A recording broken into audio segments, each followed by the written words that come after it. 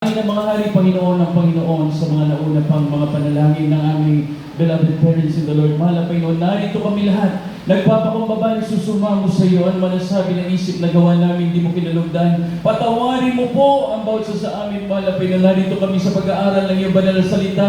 Sagaran sa akin, wala akong magagawa. Ikaw maglagay ng mga tamang salita sa aking mga labi. Mahal na Panginoon Jesus, samahan mo kami ng iyong banal na presensya sa araw na ito, mahal na Panginoon Jesus. Buksan mo ang aming pangunawa, hallelujah. Patatagin mo ang aming pananampalataya. Sa pangalan ni Jesus, sinasaway namin lahat ng gawa ng kaaway. Cast out in the name of Jesus. Hallelujah! Hallelujah! Palakpakan po natin na malakas ang ating pinakamamahal na Panginoon. Everybody shout, praise the Lord! Purihin ang ating pinakamamahal na Panginoon Jesus. I give my highest praise. Glory, honor, thanksgiving to our Lord Jesus, the King of Kings, the Lord of Lords, Almighty God. Double honor and respect to our beloved parents of the Lord. We will never forget their blessed preachings and teachings. We take to their beloved children, to those beloved Omega families, at whom beloved orphan preachers and their family, to all of you, mga minamasalat ko lang narito, sa mga bisita, sa mga baguhan, purihin ang ating pinakamamahal na Panginoon. Palakpakan po natin ang malakas ang ating pinakamamahal na Panginoon. Our title, mga minamahal, Rend Your Heart. Rend Your Heart. Sa Tagalog, mga minamahal, hapakin ang iyong puso. Yan po ay malalim na salita.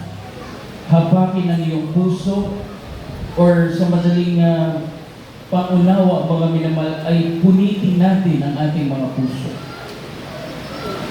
Other expressions, mga minamahal, na ating ginagamit ay pigain natin ang ating mga puso. Amen. Praise the Lord. Rend your heart.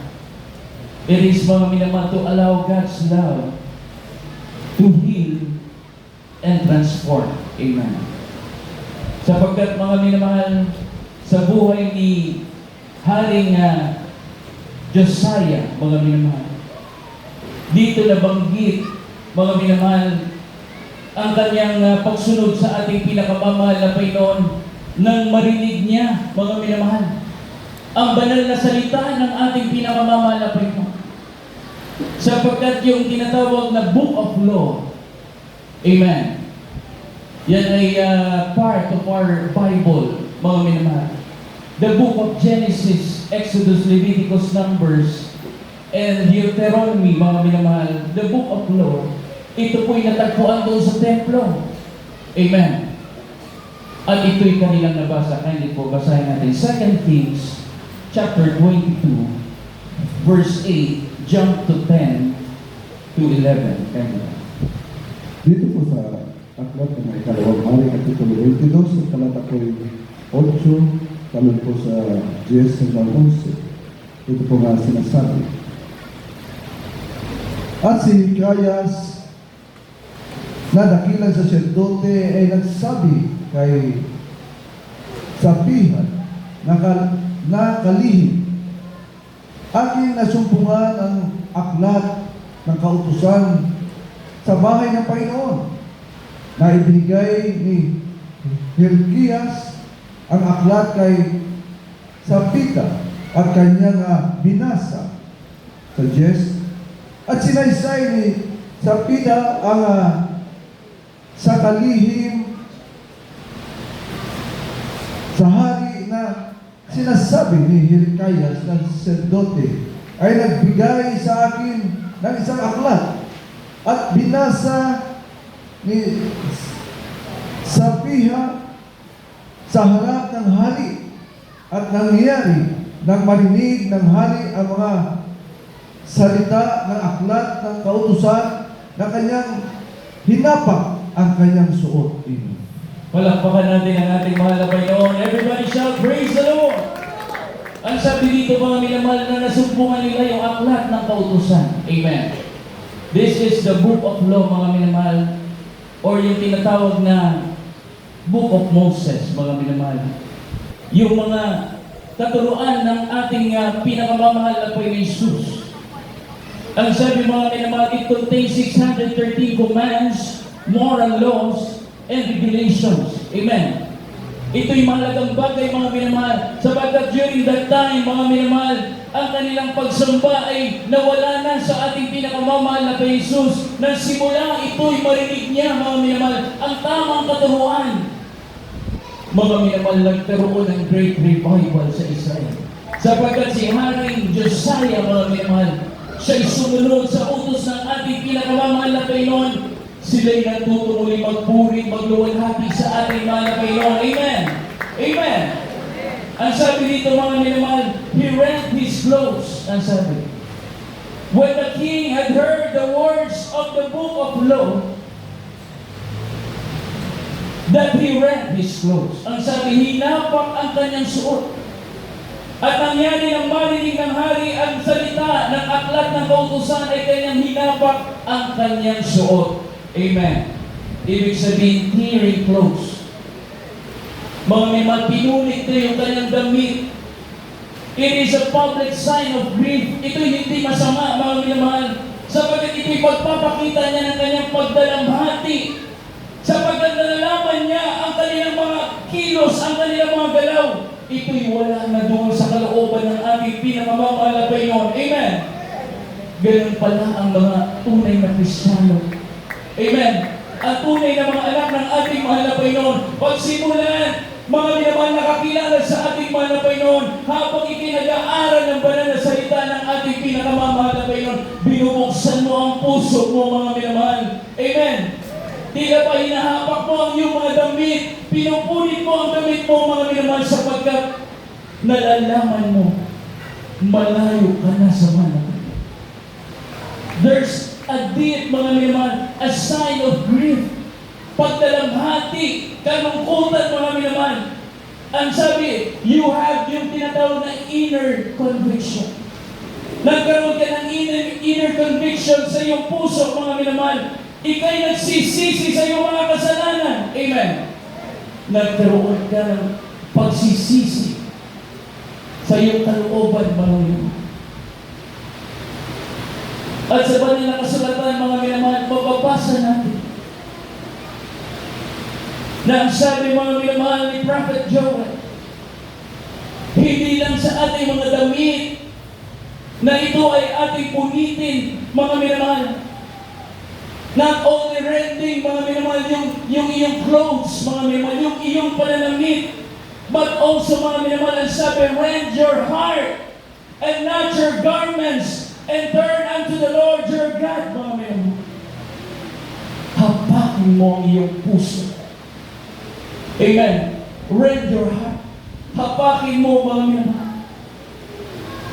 Pilasin mo. Buksan mo ang iyong puso. Papasukin mo ang pag-ibig ni Kristo. Amen. Amen. Palakpakan natin ang ating mahal na Panginoon. Thank you po.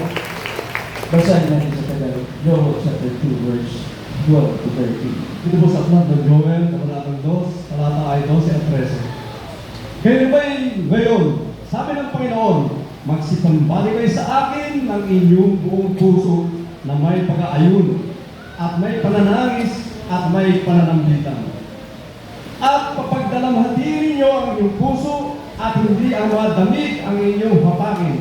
At kayo'y magsipanumbalik sa Panginoon ninyong Diyos sapagkat siya'y maawain at puspos ng habagan, panayan sa pagkagalit at sagana sa kagandahang loob at nagsisisi siya sa kasamaan. Amen.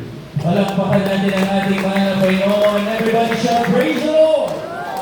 Ang sabi, mga minamahal, na magsipanumbalik tayo sa ating pinakamamahal na Panginoon ng iyong buong puso at papagdalamatiin ninyo ang iyong puso. Amen. Rend your heart and not your garments. Hindi lang sa damit, ipakita natin, mga minamahal. Hindi lang sa pisikal, hindi lang sa ating karakter, mga minamahal, pakita natin na tayo nagsisisi sa lahat ng ating nagawang pagkukulang sa ating mahal na Panginoon. Bagkus, mga minamahal, sa ating puso, sa ating kalooban, ipakita natin, ipahayag natin sa ating mahal na Panginoon sa pamamagitan ng ating pagpupuri. Amen. Na pag tayo nagpupuri sa mahal na Panginoon, na hinahapak mo ang iyong puso, Ibig sabihin, mga minamahal, you are full of humility. Sinasabi mo sa ating mahal na Panginoon, wala akong alam. Mahal na Panginoon, ang pagsamba ko ay hindi ko alam. Subalit salamat, tinuruan mo ko paano maglingkod sa iyo na may katapatan. Ngayon marunong ako umawit. Ngayon marunong ako pumalakpak at magtaas ang aking kamay. Ngayon, mahal na Panginoon, sasambahin kita sa buong katotohanan. Amen! Palakpakan natin ang ating mahal na Panginoon. Kaya mga minamahal, there's a great revival nangyari sa ating mga buhay. Nandun tayo mga minamahal sa paglilingkod sa ibang Diyos. Kagaya ni Haring Josiah. Hindi na sinasamba sa totoong Diyos. Doon na sa gawa ng kamay ng tao. Gawa sa bato, kahoy, semento, mga minamahal. Hindi kinalulugdan ng ating mahal na Panginoon. Subalit ang kanyang narinigan salita ng mahal na Panginoon. Kagaya natin, mga minamahal. Kagaya natin lahat na umibig sa ating mahal na Panginoon. Ngayon tayo, mga minamahal, patuloy na kikinig ng salita ng ating mahal na Panginoon. Because we all know, mga minamahal, that God will purify us. Tuturuan tayo ng ating mahal na Panginoon habang may pag-asa at buhay tayo.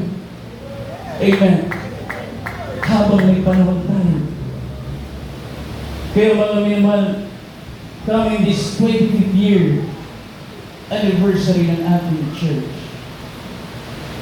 magkaisa tayo magdala ng mga kaluluwa. Amen. Amen. Yung ating pagsamba nito, mga minamahal, walang iba, mga minamahal, na dahilan at kahulugan.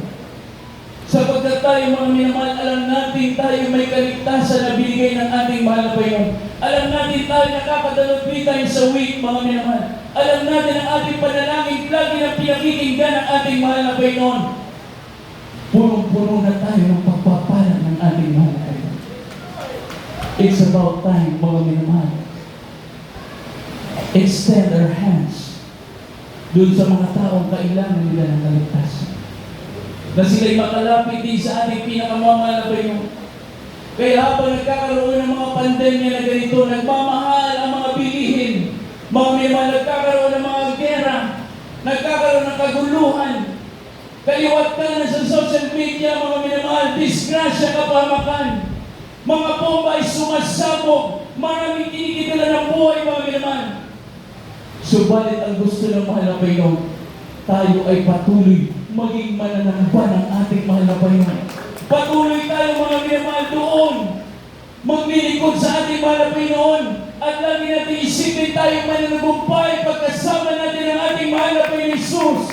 Amen! Everybody shout praise the Lord!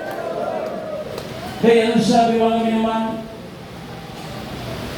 Pagdalamantiin ninyo ang iyong puso, hindi ang mga damit ng inyong hapakan. Amen. Kayo magsipanumbalik sa Panginoon ng Diyos sapagkat siya'y maawain at puspos ng kabagan. Paano sila makakapanumbalik? Tayo ang gagamitin ng ating mahal na Panginoon. Amen. Kaya anong sabi ng patutunan ng ating mahal na kapatid, mga minamahal? Doon sa Central Church, yung kanilang pananampalataya sa ating mahal na Panginoon ay napakataas sa antas. Sapagkat mga minamahal, ng kanilang mahal na anak ay nagkaroon ng karamdaman. Tuwing nagkakaroon ng karamdaman ng buong pamilya nila, ang sabi nila, walang ibang kagalingan, mga minamahal, kundi sa mahal na Panginoon Jesus. Kaya